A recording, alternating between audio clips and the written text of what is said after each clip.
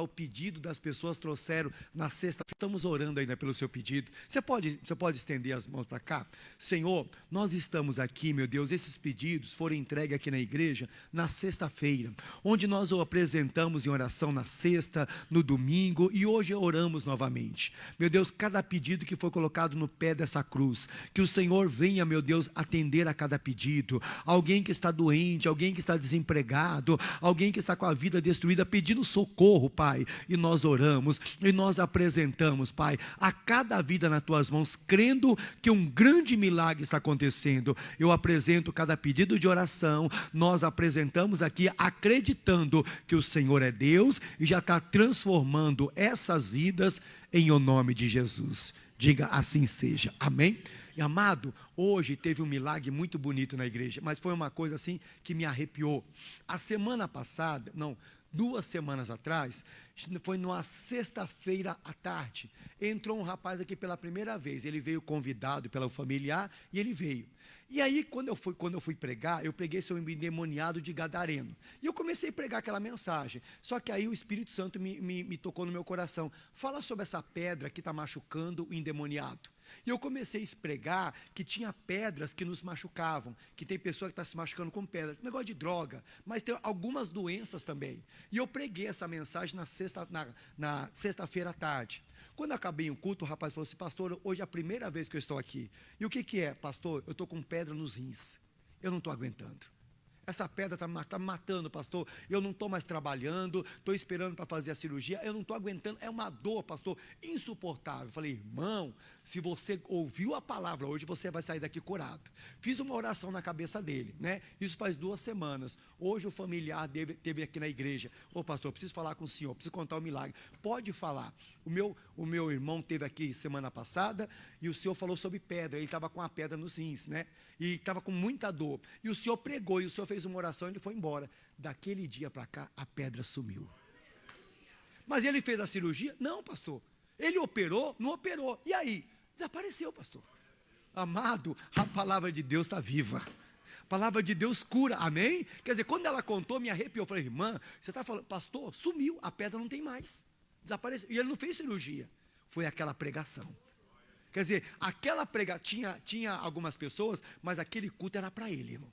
Ele segurou a palavra, ele foi curado. A irmã me falou: irmã, você tinha que contar isso no culto. Ah, no culto não, tenho vergonha, pastor, contar aí no microfone não, eu estou contando aqui para o senhor. Ele falou: pastor, ele vai, é a primeira vez que ele pisou o pé na igreja evangélica, ele falou que está vindo aqui agradecer o Senhor. Eu falei: não, agradeça a mim não, agradeça a Jesus. Irmão, eu não sei qual é o mal na sua vida, mas Jesus está operando, amém? Glória a Deus, e vai operar grandiosamente em nome de Jesus. Vamos para a palavra de Deus hoje? Nós estamos no livro de Ezequiel, no capítulo 1, a partir do versículo 1, tá bom? Nós estamos estudando essa passagem hoje, desde o culto das 9 da manhã. Daqui a pouco eu vou ungir a peça de roupa, vou passar aí para abençoar as fotos também. Ezequiel, pessoal, capítulo 1, no versículo 1 também. Ezequiel capítulo 1, no versículo 1. Ezequiel, no meio da Bíblia é Salmos, depois vem Provérbios, depois de Provérbios vem Eclesiastes. Aí você vai passando à frente, tá bom? Você vai chegar em Cantares, Isaías, Jeremias, aí você vai chegar em Ezequiel. Capítulo 1, no versículo 1. Está escrito assim, ó: e aconteceu no 30º ano, no 4º mês, no dia 5º do mês, que estando eu no meio dos cativos, junto ao rio Quebá, se abriram os céus, e eu vi visões de Deus. No 5º dia do mês, no 5º ano do cativeiro do rei Joaquim, veio expressamente a palavra do Senhor a Ezequiel, filho de Buzi, o sacerdote, na terra dos caldeus, junto ao rio Quebá.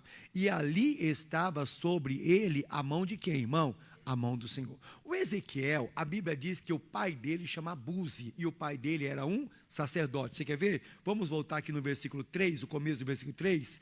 veio expressamente a palavra do Senhor a Ezequiel, filho de Buzi, o quê? O sacerdote. Então o pai dele era o sacerdote. Qual que era a missão do sacerdote naquele tempo? O sacerdote era aquela pessoa que se consagrava, que servia a Deus, e o povo chegava e falava para o sacerdote que ele estava precisando. E o sacerdote levava o pedido de cada povo a quem? Ao Senhor. Então o sacerdote, ele se consagrava, ele buscava ao Senhor. Aí o que ele fazia? O povo ia lá, falava com o sacerdote ia e falava com Deus. Era a missão do quê? Do sacerdote. O pai de Ezequiel é o sacerdote. Aí o que acontece? O Ezequiel cresceu também para ser um sacerdote. Ele cresceu num lar que alguém orava, diga glória a Deus. Ele cresceu no lar que alguém buscava a Deus. Ele cresceu no lar que alguém ouvia o povo e falava com Deus. Ele foi crescendo. E geralmente, quando o pai fazia isso, o filho se consagrava para fazer a mesma coisa, como os filhos de Arão. Os filhos de Arão foram determinados para exercer o sacerdócio. Aí o que aconteceu? Começou com Arão, depois os filhos dele continuaram o sacerdócio. Era assim. E o Ezequiel, vamos dizer assim, cresceu nessa missão de exercer também um sacerdócio. E com quantos anos que você exercia um sacerdócio? Mais ou menos com 30 anos. Antes disso não. Aonde está marcado? Vamos voltar um pouquinho. Números capítulo 4, no versículo 3. Para a gente entender qual é a missão de um sacerdote.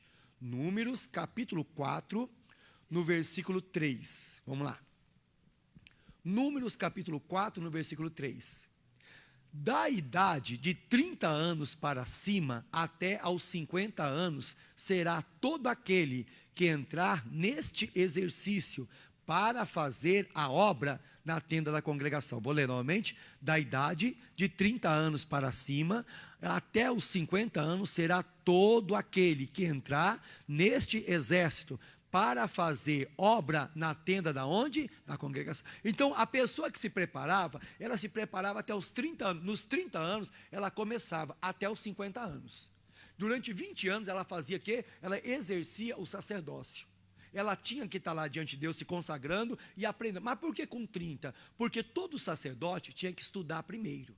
Estudava as leis do Senhor, estudava a palavra de Deus, quer dizer, tinha aquele momento de preparação para não chegar lá de qualquer maneira. É como nós que servimos a Deus, amém? Precisamos também o quê? Estudar. É como uma pessoa que ela quer ser um bom profissional, tem o quê? Tem que estudar. É um doutor, ele tem que estudar medicina. É odontologia, tem que estudar também. Eu quero ser um psicólogo, também tem o quê? Que estudar. Eu quero ser um pastor, não é só subir aqui e pregar não, irmão. Tem que estudar. Tem que ler a Bíblia, dobrar joelho de madrugada, amém, igreja? Fazer um jejum, ter um propósito de oração, às vezes passar uma noite numa vigília na presença do Senhor. Tudo isso era para exercer o quê? O sacerdócio. E diante disso, tinha mais coisas ainda. O que, pastor? Todo sacerdócio, ele recebia 3 unções na vida dele. Ele recebia uma unção no ouvido, uma unção na mão e uma unção no pé. Vamos lá, Êxodo capítulo 29, vamos lá. Êxodo capítulo 29. Olha a importância do sacerdote. Livro do Êxodo capítulo 29. O versículo é o primeiro, pessoal. Êxodo capítulo 29, versículo 1. Está escrito assim, ó: isto é o que lhe hás de fazer para os santificar, para que administrem o sacerdócio. Toma um novilho de 2 carneiros sem mácula. Agora vamos para o versículo 20, Êxodo 29, 20. Degolarás o carneiro, tomarás do seu sangue e porás sobre a ponta da orelha direita de Arão e sobre a ponta da orelha direita dos seus filhos, como também sobre o dedo polegar da mão direita e sobre o dedo polegar do pé direito. E o resto do sangue espalharás sobre o altar ao redor. Amém, igreja? Então, todo sacerdote, ele tinha que ter uma unção na orelha, no ouvido direito, no polegar da mão direita e no polegar do pé direito. Mas para que essa unção? Por que o sacerdote, ele tinha que ter uma unção no ouvido, na mão e também no pé? Irmão, você sabia que a sua audição é muito importante para você ser abençoado? Sabia? O seu ouvido é muito importante, porque o que Paulo falou em Romanos 10, 17? Coloca aí para mim, por favor, Romanos 10, 17. O que Paulo falou sobre ouvir, irmão? É de sorte que a fé é pelo ouvir, e ouvir pela o quê? Quer dizer, tem gente que ela não tem um bom ouvido, com todo respeito, a pessoa não está ouvindo direito. O Espírito Santo dá uma palavra, o Espírito Santo dá uma revelação, aí a pessoa está na igreja. Quando sai da igreja, meu Deus, o que o pastor pregou? Eu não sei. O que a palavra falou? Eu também não sei. A pessoa não conseguiu ouvir, porque não é só ouvir aqui, é ouvir aqui e guardar onde? No coração. Por isso que o sacerdote, ele tinha que ter um ouvido ungido, ele tinha que saber ouvir o povo. Um exemplo, alguém chegou para o sacerdote: sacerdote, eu estou com o meu pé doente. Aí o sacerdote ia falar para Deus sobre a doença. Senhor, aquela pessoa está com uma doença na perna. Não, uma doença onde? No pé. O sacerdote tinha que entender bem o povo para falar com Deus a coisa certa. É a mesma coisa somos nós. Quantas pessoas não estão ouvindo direito? Quantas pessoas estão com problema na hora de ouvir? Amado, nosso Deus, Ele cura. Cura ou não cura? Cura. Ele faz milagre. Então tinha que ouvir, o ouvido da pessoa era muito importante. Apocalipse 3:6, tem mais lições para nós. Apocalipse capítulo 3, no versículo 6. A importância de ouvir bem. Apocalipse 3:6. Vamos lá. Quem tem ouvidos, ouça o que o Espírito diz às igrejas. Quer dizer, a pessoa às vezes não consegue entender a palavra. O pastor prega, a pastora prega, a revelação fala e a pessoa não entende. Jesus diz: vinde a mim os que estão cansados, oprimidos, e eu vos aliviarei. Aí no dia da luta a pessoa não vem. Com todo respeito, a pessoa não acredita em Deus. Mas é da igreja, mas está na igreja, mas não acredita em Mateus 11:28. Ela não acredita que Deus pode curar ela. Ele não acredita que Deus pode fazer o milagre. É por isso que não vence. Amém? Quer dizer, o ouvido não está muito bom. Eu gosto muito do homem chamado Davi. O Davi, um grande guerreiro, um grande homem de Deus. Claro, Davi cometeu falha como nós cometemos, mas o Davi sabia muito ouvir Deus. Quando Davi estava passando uma luta, a Bíblia diz que Davi consultava o Senhor. E quando Davi consultava, Deus falava: Davi, vai por aqui. Davi ia ter vitória. Deus falava assim: Davi, você espera aí que eu vou dar vitória. Davi esperava e Deus dava vitória. Davi sabia muito bem ouvir o Espírito Santo. Nós precisamos disso. Amém? Nós não estamos ouvindo direito. Então, quer dizer, a unção no ouvido, o que era? Olha, seu ouvido tem que ter consagrado. Mas a unção no polegar da mão direita, aí eu pergunto: como que está nossas mãos? Olha, por que a unção nas mãos? Vamos lá, Gênesis capítulo 39, no versículo 3. Por que a unção nas mãos? Isso aqui é muito sério para nós. Gênesis capítulo 39, no versículo 3. Primeiro livro da Bíblia agora, Gênesis 39, 3. Vendo, pois, o seu senhor, que o Senhor estava com ele, e que tudo o que ele fazia, o Senhor prosperava na sua mão. O José, ele foi vendido, está na casa de Potifar, e Deus estava com José. De repente, o Potifar começou a reparar que aonde José colocava as mãos, ali Deus abençoava. Aonde José colocava as mãos tinha uma mudança. A Bíblia, vou ler novamente: vendo, pois, o seu senhor, que o Senhor estava com ele, e que tudo que ele fazia, o Senhor prosperava em sua mão.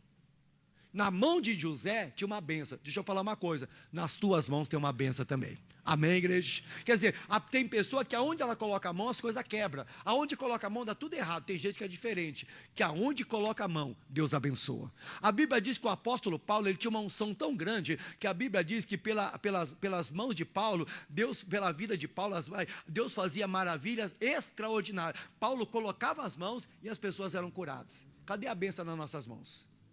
O sacerdote, ele tinha que ter um bom ouvido. Amém, igreja? Tinha que ter uma boa mão também. Por quê? O sacerdote colocava a mão no doente.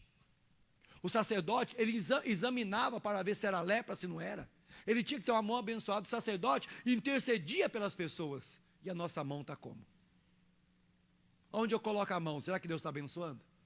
Aonde eu coloco a mão? Coloquei a mão sobre o doente. Será que o doente está sendo curado?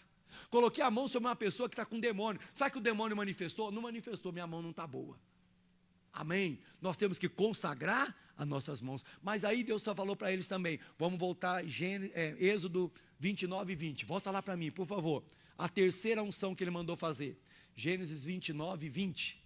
Ó, degolarás o carneiro, tomarás do seu sangue, continuando, e porás sobre a ponta da orelha direita de Arão, vamos lá, e sobre a ponta da orelha direita dos seus filhos, continuando, como também sobre o dedo polegar da sua mão direita, e sobre o dedo polegar do seu pé direito. E os nossos pés, como estão?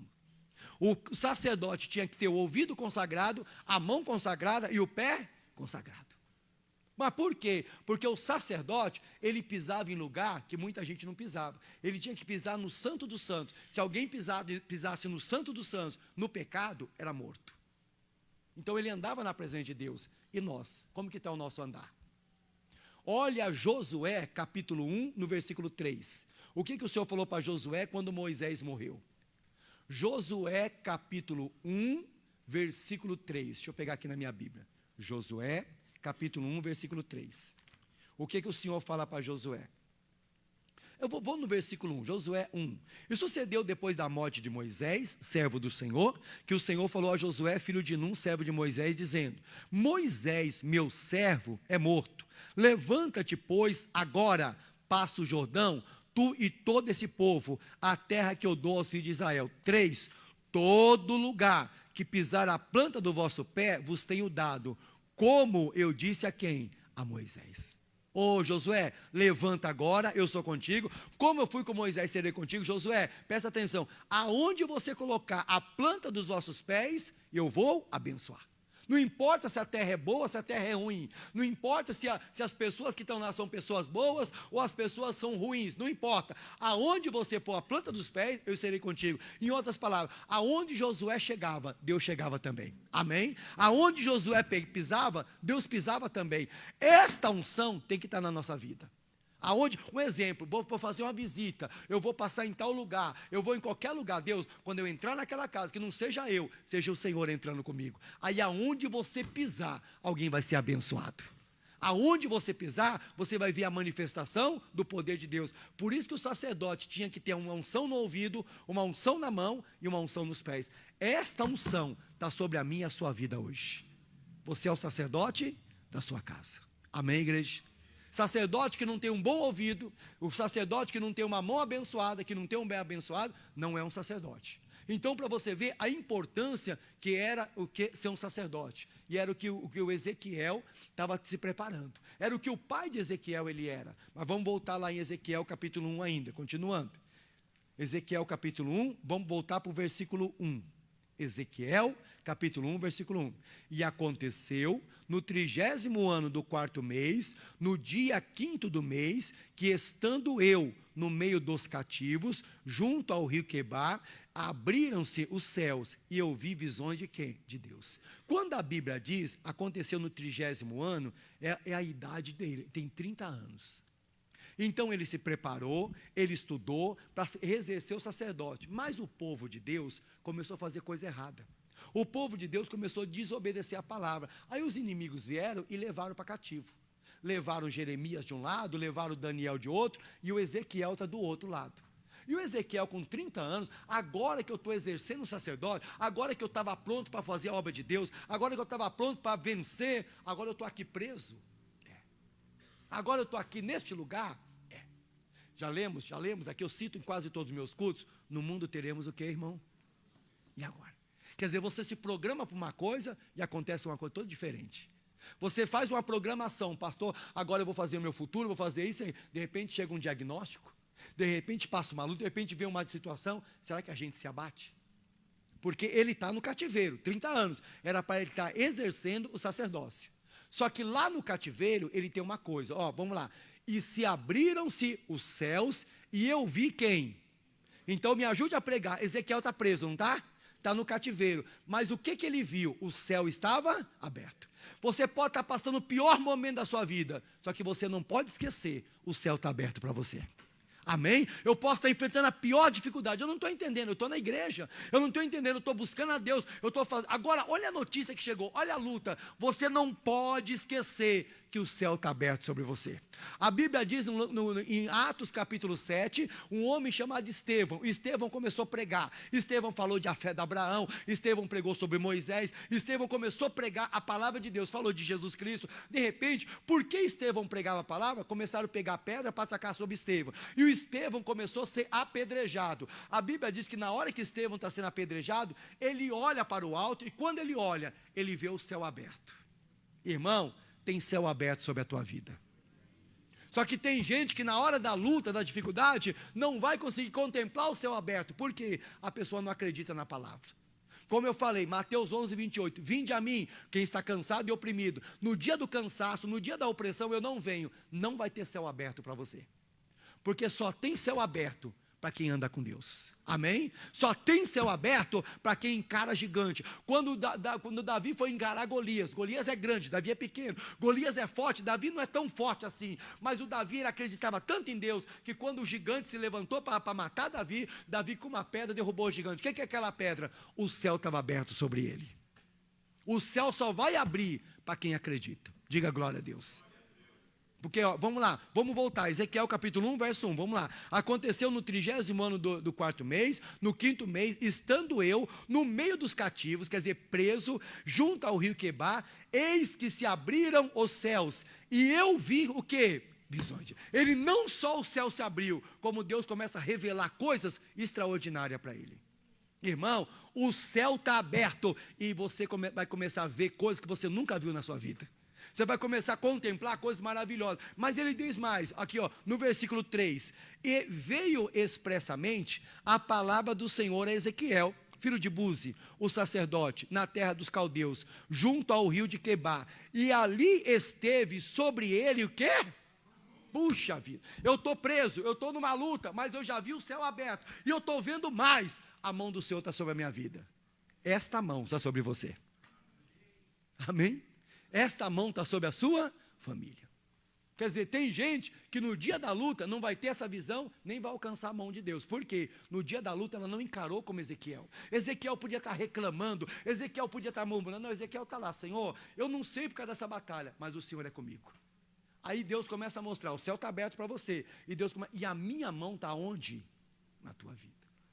Sabe, aquele exame que você vai fazer? Aquela entrevista que você vai fazer? Por que está temendo? A mão do Senhor já está sobre a sua vida. Não temas que eu sou com quem? Contigo. Só que ele viu mais, vamos continuar. No versículo 4 agora, vamos lá. E olhei, e eis que um vento tempestuoso vinha do norte. E uma grande nuvem com fogo revolveu-se em um resplendor ao redor dela. E no meio uma coisa como de cor de ambar, que saía de dentro do fogo. Agora ele está dizendo, eu estou no meio de uma tempestade. E no meio de uma, vamos lá, no versículo 4, como diz, olhei e eis que um vento tempestuoso vinha da onde? Do norte. Está vindo uma tempestade. Eu estou preso, o céu está aberto, a mão do Senhor está sobre mim, mas está vindo uma tempestade. Eu estou na igreja, o céu está aberto, diga glória a Deus, a mão do Senhor está na minha vida, mas está vindo uma tempestade. Agora, presta atenção, e o que o Ezequiel vê nessa tempestade? Qual é a visão que Deus dá para ele nessa tempestade? Qual é a visão que Deus mostra para ele nesse momento difícil? Vamos em Ezequiel, capítulo 1, no versículo 28, pessoal. Deixa eu correr aqui. Ezequiel 1, 28. Ó, está escrito assim, ó. Olha o que ele vê no meio da tempestade. Como o aspecto do arco que apareceu na nuvem no dia da chuva, assim era o aspecto do resplendor em redor. Este era o aspecto da semelhança da glória do Senhor.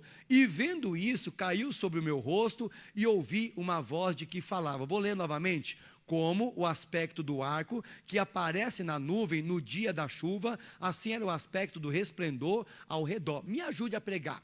Qual é o arco que aparece no dia que chove? No arco-íris? Quando foi que esse arco apareceu a primeira vez na Bíblia? Você lembra? Você conhece a Bíblia? Não foi na época de Noé, depois do dilúvio? A Bíblia diz que Deus fez uma aliança com Noé, fez um concerto com Noé. Quando veio o dilúvio, morreu todo mundo, só se salvou Noé e a família dele. Aí um dia Deus apareceu e falou: Noé, olha, você pode abrir a arca, pode sair da arca, você e sua família está salva. Aí a Bíblia diz que Deus colocou o arco. Foi a primeira vez que o arco-íris apareceu. Aí Deus falou assim: ô Noé, está vendo esse arco-íris? Toda vez que chover e esse arco-íris vier sobre a terra, é a minha aliança contigo. É o meu conceito. Você quer ver? Já vou voltar isso aqui. Vamos em Gênesis capítulo 9, pessoal. Gênesis, primeiro livro da Bíblia, o capítulo é o 9. Primeira vez que esse arco aparece. Tem uma lição aqui do Espírito Santo para nós. Gênesis capítulo 9, versículo 12. Gênesis capítulo 9, versículo 12. Primeiro livro da Bíblia. E disse Deus: este é o sinal do concerto que ponho entre mim e vós, e entre toda a alma vivente, que está convosco por gerações eternas. O meu arco tenho posto na nuvem. Este será por sinal do concerto entre mim e a terra, e acontecerá que quando eu trouxer nuvens sobre a terra, aparecerá o arco nas nuvens. Então me lembrarei do meu concerto, que está entre mim e vós, e ainda toda a alma vivente de toda a carne, e as águas não se tornarão mais em dilúvio, para o destruir toda a carne. E estará o arco nas nuvens, e eu verei para me lembrar do concerto eterno entre Deus e toda a alma vivente. Só até aqui. Noé, toda vez que aparecer esse arco, que eu ver esse arco no céu, eu vou me lembrar do concerto que eu vi contigo. Agora, lá no meio de uma tempestade, lá no meio de um cativeiro, o Ezequiel teve a visão. Olha o arco aparecendo. E o Ezequiel. Agora, uma coisa que me chama a atenção.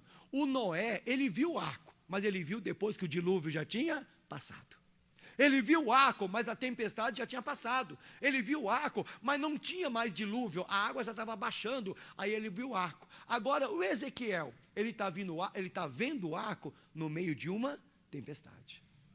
O arco para nós hoje é a palavra de Deus. Amém, igreja?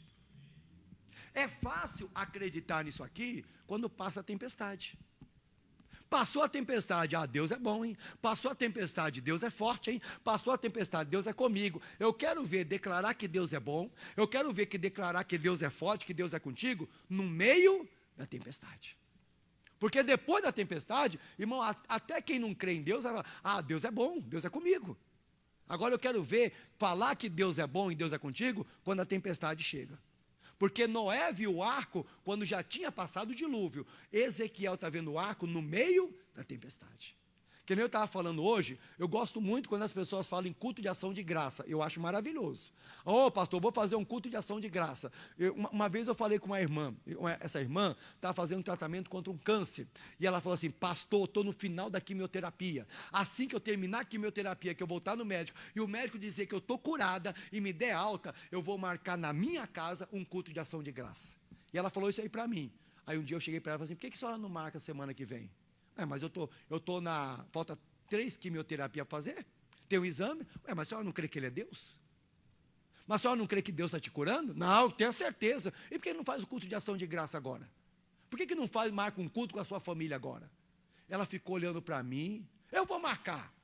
Semana seguinte ela marcou.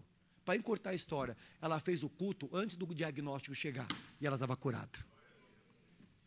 Ela viu o arco no meio da tempestade. Ela acreditou na palavra no meio da tempestade. Será que eu acredito? Ou eu acredito na palavra depois que a tempestade passa? Ou eu acredito na palavra quando não tem tempestade? Agora eu quero acreditar, como Ezequiel acreditou, no meio da tempestade. Amém, igreja? Amado, esse arco vai aparecer para você. Eu não sei se você está naquela fase, já passou a tempestade? Nem chegou ainda, pastor, ou eu estou no meio dela. Eu estou que nem Noé, pastor, já passou a tempestade, glória a Deus. Eu estou que nem João, lá no Apocalipse capítulo 10. João também, Apocalipse 10, ele viu o arco, ele viu o arco-íris, só que ele não tinha tempestade não. Ou eu estou que nem Ezequiel, estou no meio da tempestade, mas eu estou vendo que Deus está cuidando de mim. Eu estou vendo que Deus está me guardando de dia e de noite. Ele falou para Josué: Josué, eu não vou te deixar. Amém? Então Ezequiel, ele teve essas lições. E aí Deus começou a abençoar a vida dele. Aí, irmão, quando Deus começa a abençoar, aí Deus começa a preparar Ezequiel. Por quê? Ezequiel está no meio de um povo que está preso, ele também está preso, só que ele tem que pregar. E Deus está preparando Ezequiel para pregar, irmão. Aí Deus dá uma lição muito forte para ele, em Ezequiel capítulo 3. Vamos continuar lá? Para a gente partir? Ezequiel capítulo 3. Deixa eu continuar aqui com a lição. Ezequiel capítulo 3, no versículo 1, pessoal. Deus está tratando de Ezequiel. Ó, depois me disse, filho do homem, come o que achares, come este rolo e vai, e fala à casa de Israel. Então abri a minha boca, e me deu a comer o rolo, e disse, filho do homem, dai-me a comer do teu ventre, e enche as tuas entranhas deste rolo que eu te dou. Então comi, e era na minha boca doce como quem? Como mel. Irmão, eu demorei para entender isso aqui.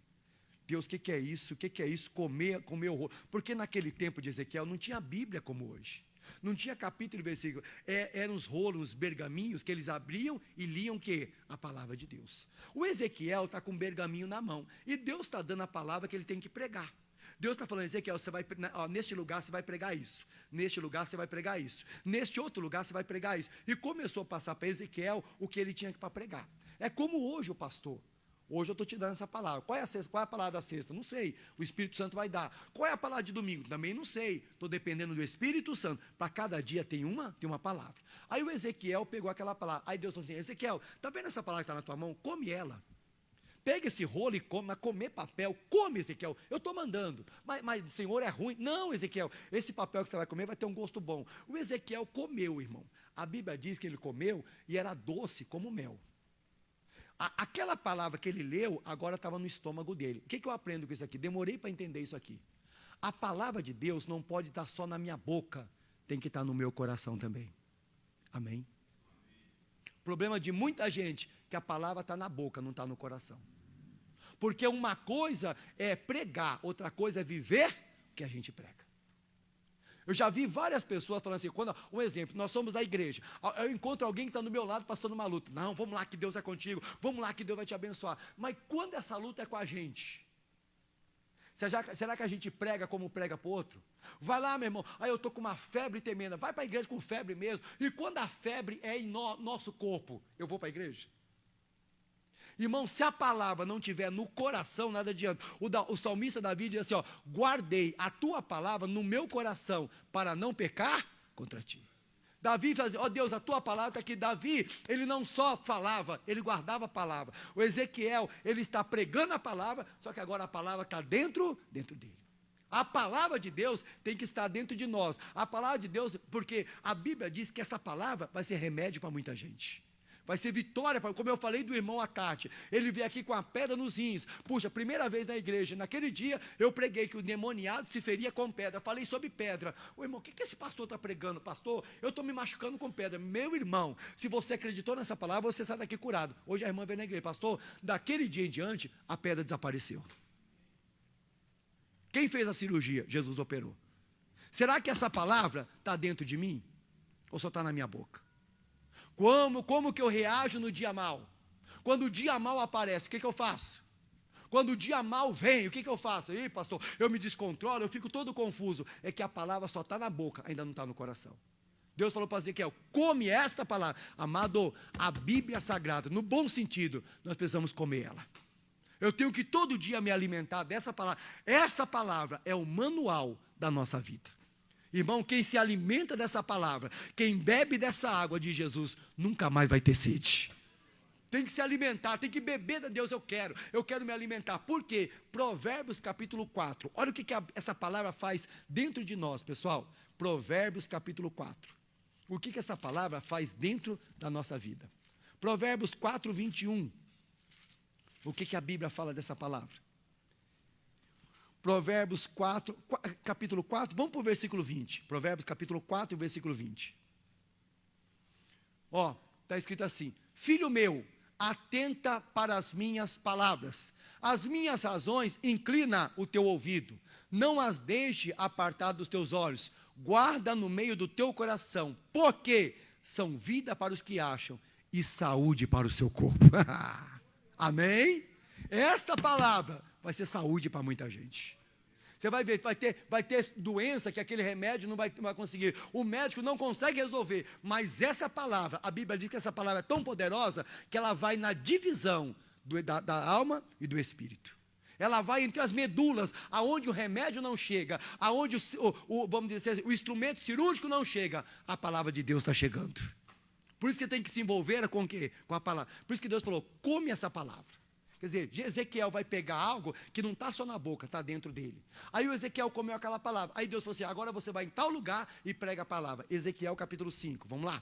Continuando aqui. Quem está me entendendo, diga glória a Deus, meus amados. Ezequiel capítulo 5, olha aqui. Deus vai mandar ele pregar. Versículo 1. Ezequiel capítulo 5, versículo 1. Diz assim, ó. E tu, ó filho do homem, toma uma faca afiada, como uma navalha, e barbeiro, e a tomarás, e farás passar por cima da tua cabeça, e da tua barba. Então tomarás uma balança, e repartirás o cabelo, e a terça parte queimarás no fogo, no meio da cidade. Deus fala, Ezequiel, você vai fazer o seguinte, você vai pegar uma gilete, e vai cortar todo o seu cabelo, e tirar sua barba, e vai pregar. Irmão, naquele tempo, o homem sem barba, era uma vergonha. Naquele tempo, um judeu que não tinha barba, era uma vergonha, como até hoje, que a maioria dos judeus, eles têm barba. Deus falou assim, arranca essa barba fora. Aí o Ezequiel ficou com vergonha, mas Senhor, eu vou lá no meio do povo pregar sem barba, meu Deus, eu não vou não, vai Ezequiel. Mas por quê? Porque o meu povo está passando vergonha. O que Ezequiel vai pregar? Sobre a vergonha, se você ler todo o capítulo 5, você vai ver, Ezequiel vai pregar sobre a vergonha do povo. Olha a vergonha que vocês estão passando. Olha como está a vida de vocês, que destruída. Olha como está a vida de vocês acabada. Mas por quê? Porque esse povo não quer ouvir a Deus. O Ezequiel está pregando que o povo está passando vergonha, só que ele está sentindo o que ele está pregando. Amém? Será que eu sinto o que eu prego, irmão? Cada pregação que Ezequiel fazia, ele sentia dentro dele. O Ezequiel chegou lá, mas que vergonha, Senhor, que vergonha, pregar desse jeito, prega Ezequiel, prega. Aí o Ezequiel começou a pregar, e o povo que está recebendo a palavra, é um povo que está passando vergonha. Como muita gente hoje, no mundo espiritual está passando uma vergonha, por quê? Porque não quer ouvir Deus, porque quem ouve Deus, é mais que vencedor, não é verdade? Quem ouve Deus, anda sobre as águas. Quem ouve Deus dá a volta por cima. Alguém pode dizer assim, eu te vi caído, mas Deus está dizendo, ainda que caia, não ficará prostrado, eu vou te levantar. Mas tem muita gente que hoje não está ouvindo Deus. Ezequiel está pregando sobre a vergonha do povo. Só que Deus dá mais uma palavra para Ezequiel, vamos lá, Ezequiel capítulo 12 agora. Ezequiel capítulo 12. O versículo é o primeiro, isso aqui é tremendo. Ezequiel capítulo 12, versículo 1. E veio a mim a palavra do Senhor dizendo, filho do homem, tu habita no meio de uma casa rebelde, que tem olhos para ver e não vê, que tem ouvidos para ouvir e não ouve, porque a casa é rebelde. Tu, pois, ó filho do homem, prepara a mobília para mudares de país e de dia, em lugar da vista deles, e o teu lugar mudarás para outro lugar, à vista deles, bem pode ser que reparem nisso, ainda que eles são causa o quê? Rebelde. Deus, Ezequiel, agora você vai para tal lugar e você vai pregar minha palavra. Prepara a tua mobília. Você vai fazer uma mudança. Eu vou te tirar daqui e vou te colocar lá. Mas, Senhor, mudar agora? Prepara a tua mobília. E prepara a mudança na frente do povo. Ainda que talvez o povo nem note, que esse povo é rebelde. Mas prepara a tua mudança na frente deles. E o Ezequiel preparou a mudança. E o Ezequiel está mudando. E ele tem que pregar a palavra. Mas por que o Ezequiel está pregando sobre mudança? Ele acabou de sair da casa dele e agora está indo para outro lugar, onde Deus vai mandar. Está levando toda a sua mobília. Ezequiel, capítulo 12, está pregando para um povo que perdeu a casa. Esse povo não tem mais moradia. Esse povo morava numa casa boa, aí esse povo desobedeceu a Deus, o inimigo veio e tomou tudo que eles tinham. Esse povo não tem casa certa, irmão. Aí o Ezequiel está pregando no meio da mudança. Aí quando Ezequiel está pregando, Ezequiel, você está pregando, eu também não tenho casa. Você está pregando aí, eu não tenho mais mobília. O que Ezequiel está fazendo? O Ezequiel está pregando o que ele está passando. Amém, igreja? Deus, eu costumo falar, cada pregação de Ezequiel, ele está sentindo dentro dele o que está acontecendo. Cada pregação que Deus dá para ele é um sentido. agora em Ezequiel 24, eu acho que é a parte mais difícil da vida dele. Ezequiel capítulo 24, igreja. Ezequiel capítulo 24. O versículo, amados, é o 15. Ezequiel capítulo 24, versículo 15. Vamos lá. E veio a mim a palavra do Senhor, dizendo: filho do homem, eis que tirarei de ti o desejo dos teus olhos de um golpe, mas não lamentarás, nem chorarás, nem correrão as lágrimas. Refreia o teu gemido, não tomarás luto por mortos. Ata o teu turbante, coloca nos pés os teus sapatos, e não rebuçarás, e o pão dos homens não comerás. Falei ao povo pela manhã, e à tarde morreu a minha mulher. E eu fiz pela manhã, como se me deu o quê, irmão? Ordem. Deus falou para Ezequiel: você vai pregar agora, vai. Ó, eu vou tomar a beleza dos teus olhos, tá bom? Você vai pregar de manhã, e à tarde a sua mulher vai morrer. Não chora. Não chora. Como está escrito aqui? Lê comigo, por favor. Aqui, ó, versículo 18. Falei ao povo pela manhã, e à tarde morreu o quê, irmão? Não chora não. Aí o Ezequiel pregou, à tarde teve que enterrar. E Deus falou assim: não chora, não chora. Não quero ver lágrima no teu rosto. E o Ezequiel está lá. Aí depois Deus: ô Ezequiel, você está triste? Pô. Ezequiel, como que você está? Meu Deus, que luta. Meu Deus, que dificuldade. Ezequiel, por que você está triste? Porque minha mulher morreu. Acabei de sepultar minha mulher. Meu Deus, a beleza dos meus olhos, ela morreu. Você está triste? Aí Deus falou assim: o que está acontecendo com você? Está acontecendo comigo. Porque do mesmo jeito que a mulher de Ezequiel morreu, o povo de Deus está morrendo. Deus está perdendo o seu povo. Alguns estão morrendo de fome, outros estão morrendo pelo ataque do inimigo, outros estão morrendo por doença que não era para morrer. Aí Deus está dizendo: que você está passando? Estou passando uma dor. Ezequiel, você sente agora o que eu estou sentindo? Que você perdeu uma pessoa, eu estou perdendo milhares. Você vai ver que nessa desobediência do livro de Ezequiel, muita gente acabou morrendo. Não acontece isso no nosso meio? Quantas pessoas na igreja hoje estão morrendo espiritualmente? Você vê a pessoa se perdendo, você vê a pessoa indo para o abismo, você vê a pessoa perder tudo, e você prega para a pessoa: não, não é desse jeito, não, pastor, você não está entendendo, não é assim, não, pastor, deixa eu viver minha vida. Você vê que a pessoa está se perdendo. Quando Ezequiel sentiu a dor da esposa, Deus está dizendo: essa dor que eu estou sentindo, meu povo está morrendo. Amém, igreja? Olha o que Ezequiel está passando. Só que aí Deus vai continuar, Ezequiel vai continuar pregando. Só que aí, irmão, lá em Ezequiel capítulo 37, que não precisa você ir lá não, você conhece a história do Vale dos Ossos Secos? É a mesma passagem. Aí o Ezequiel chegou até o Vale dos Ossos Secos. Quando ele chegou lá, aquele povo tudo morto. Os soldados do Senhor morreram tudo. Ezequiel, esses ossos podem viver? Ô Senhor, tu sabes. Então profetiza. Fala para esses ossos ouvir a minha palavra e se levantar. Ezequiel chegou: ossos secos, ouve a palavra do Senhor. A Bíblia diz que naquela hora, cada osso que começou a se ajuntar ao seu osso. A Bíblia diz que aí Ezequiel profetizou: manda vir o nervo veio. Manda vir a carne veio. Manda vir a pele veio. Aí a Bíblia diz que aquelas pessoas estavam mortas se levantaram, mas não tinha espírito. Aí Deus falou assim: agora chama o espírito. Profetiza sobre os 4 cantos da terra para que o espírito venha. Quando Ezequiel profetizou sobre o espírito, a Bíblia diz que o espírito veio, entrou naquelas pessoas e se tornaram um grande exército. Então, diante de toda essa dificuldade, diante de toda essa luta, está vindo um tempo de transformação na sua vida. Diante de toda essa batalha, está vindo um tempo de restauração. Ezequiel, em Ezequiel 37, ele viu aquelas pessoas que foram mortas, ele viu aquelas pessoas que foram caídas, ele viu aquelas pessoas que não tinham mais nada para viver. Quando ele profetizou, os ossos se levantaram, a pele voltou, a carne voltou, o nervo voltou, a vida voltou. E aquele exército de Ezequiel 37, o Vale dos Ossos Secos, se tornou um grande exército de Deus. Eu tenho pregado por esses dias: nós somos o exército do Senhor. Amém, igreja? Amado, estou terminando a mensagem. Vai ter restauração de Deus na tua vida. Talvez nós estamos vivendo a época de Ezequiel. Pastor, como está difícil. Talvez eu estou vivendo a época de Ezequiel. Como está complicado. Hoje à tarde veio uma pessoa na igreja: pastor, eu precisava falar com o senhor. Tá bom, depois do culto eu posso conversar com o senhor? Tenho todo o tempo possível. Estou aqui até às 10 da noite. Aí eu preguei essa mensagem. No meio da mensagem ele começou a chorar. Mas tudo bem. Quando terminou a mensagem: pastor, precisa falar com o senhor? Pode falar. Pastor, só quero dar uma palavra bem rápida. Não, tenho todo o tempo do mundo, não preciso mais não. O que o senhor pregou é a minha vida. O que o Ezequiel viveu é o que eu estou vivendo. O que Ezequiel passou é o que eu estou passando. Mas eu creio nessa palavra. Está vindo um tempo de restauração na minha vida. Está vindo um tempo de milagre na minha vida. Porque Ezequiel viveu um momento difícil. Não por causa dele, mas por causa das outras pessoas. Mas em Ezequiel capítulo 37, ele viu os ossos secos se levantarem. Ele viu os ossos secos se colocarem de pé.